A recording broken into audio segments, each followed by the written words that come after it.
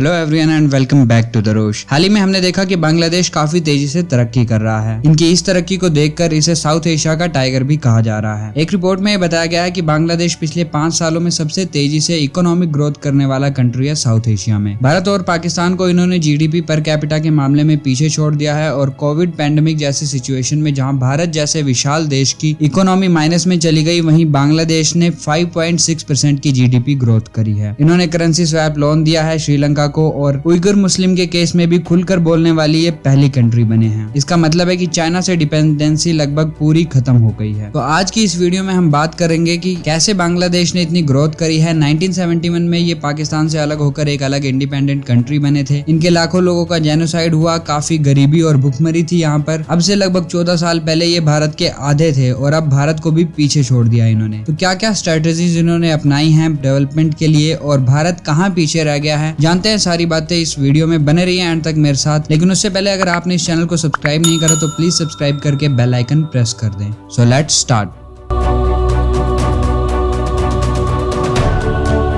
India की 60% population agriculture पर based है और ये भारत की जीडीपी का 15% है। इसका मतलब अगर एग्रीकल्चर मजबूत होगा और उसमें डेवलपमेंट होगी तो ही भारत की इकोनॉमी में ग्रोथ पॉसिबल है। एग्रीकल्चर के बाद एग्रीकल्चर से जुड़ा हुआ इंडिया का जो दूसरा सबसे बड़ा इकोनॉमिक ग्रोथ सेक्टर है वो है इंडस्ट्रीज में टेक्सटाइल इंडस्ट्रीज। डायरेक्टली और इनडायरेक्टली करीब 4.5 करोड़ लोग इस पेशे से जुड़े हुए हैं और ये सिर्फ इंडिया की नहीं बल्कि पाकिस्तान और बांग्लादेश का भी सबसे बड़ा इकोनॉमिक ग्रोथ वाला सेक्टर है। भारत की जीडीपी में टेक्सटाइल लगभग 2.5% कंट्रीब्यूट करता है। इंडिया दुनिया में कॉटन पैदा करने वाली टॉप कंट्रीज में आता है, लेकिन उसके बावजूद टेक्सटाइल के मामले में भारत चाइना और बांग्लादेश दोनों से पीछे है। दुनिया में टेक्सटाइल का सबसे बड़ा एक्सपोर्टर है चाइना, सेकंड नंबर पर है जर्मनी और थर्ड पर बना है बांग्लादेश। जबकि इंडिया दुनिया का 5वां बड़ा एक्सपोर्टर है टेक्सटाइल के मामले में। इंडिया की टेक्सटाइल इंडस्ट्रीज को सबसे ज्यादा कंपटीशन चाइना से नहीं बल्कि बांग्लादेश से है। हालांकि एक ऐसा टाइम था जब भारत का ग्लोबल टेक्सटाइल मार्केट में शेयर बांग्लादेश से काफी ज्यादा था, लेकिन अब टाइम बदल चुका है। अब ऐसा नहीं है। आज से लगभग 20-21 साल पहले 2000 में भारत का शेयर करीब 3% था, जबकि बांग्लादेश का पूरी तरह से लगभग 2% भी नहीं था। लेकिन अब बांग्लादेश ने इसको डबल से भी ज्यादा कर लिया है, जबकि भारत में इतनी कोई ज्यादा बढ़ोतरी नहीं हुई है।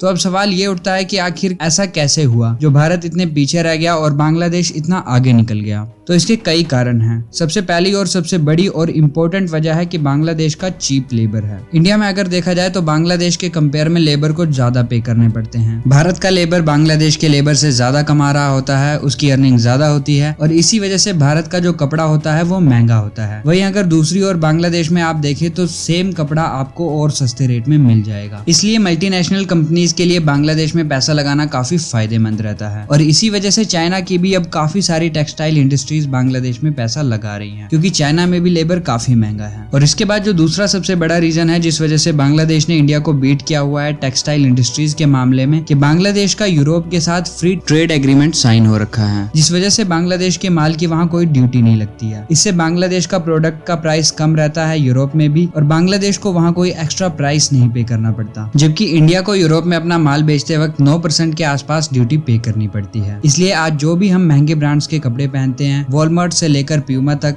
अधिकतर बांग्लादेश में बने होते हैं। एक और तीसरी जो बड़ी वजह है बांग्लादेश की इंडिया से ज्यादा ग्रोथ में, वो ये है कि बांग्लादेश की जो करेंसी है वो इंडिया से थोड़ी नीचे है। यानी अगर आप भारत का 1 रुपया बांग्लादेशी टका से कन्वर्ट करेंगे तो वो होगा 1.16 टका। तो इससे हो ये रहा है कि इंडिया की एक्सपोर्ट ज्यादा महंगी हो रही है करेंसी की वजह से एज कम्पेयर टू बांग्लादेश। इसके अलावा एक और रीजन है जो हम कंसीडर कर सकते हैं कि इंडिया की तरह बांग्लादेश में मजदूर यूनियन को लेकर ज्यादा लड़ाई झगड़े और स्ट्राइक्स नहीं होती हैं। भारत में ये इतनी ज्यादा है कि अगर आप देखें 2015 में एक साल के अंदर 600 टेक्सटाइल मिल्स बंद हुई थी और इन सब के बंद होने का मेन कारण था लेबर इश्यूज। ये चीज आपको बांग्लादेश में बहुत कम देखने को मिलती है। यहाँ का मजदूर काफी क्लीन तरीके से अपना काम कर रहा होता है और टाइम पर उसे मजदूरी भी मिल जाती है। तनख्वाह से रिलेटेड कभी कोई इशू नहीं रहता है। हाँ, कभी कभी 1-2 केसेस सामने आ जाते हैं, लेकिन इंडिया के कंपेयर में ये ना के बराबर है। भारत कॉटन के प्रोडक्शन में दुनिया की टॉप कंट्रीज में आता है। यहाँ पर रॉ मटेरियल इजीली और काफी मात्रा में अवेलेबल है। तो अगर भारत को गिरती हुई टेक्सटाइल इंडस्ट्रीज को बचाना है तो ज्यादा से ज्यादा फार्मर्स पर और टेक्सटाइल इंडस्ट्रीज में इन्वेस्ट करना पड़ेगा, क्योंकि ये भारत के पास अद्वितीय है और भारत इसमें आत्मनिर्भर है। इससे भारत की इकोनॉमी और ज्यादा बढ़ेगी और भारत फिर से आगे निकल सकता है। आई होप वीडियो आपको पसंद आया होगा। अगर अच्छा लगा है तो इसे लाइक और शेयर जरूर करें और बने रहें हमारे साथ इसी तरह इस चैनल को सब्सक्राइब करके। Thanks for watching, see you in the next one.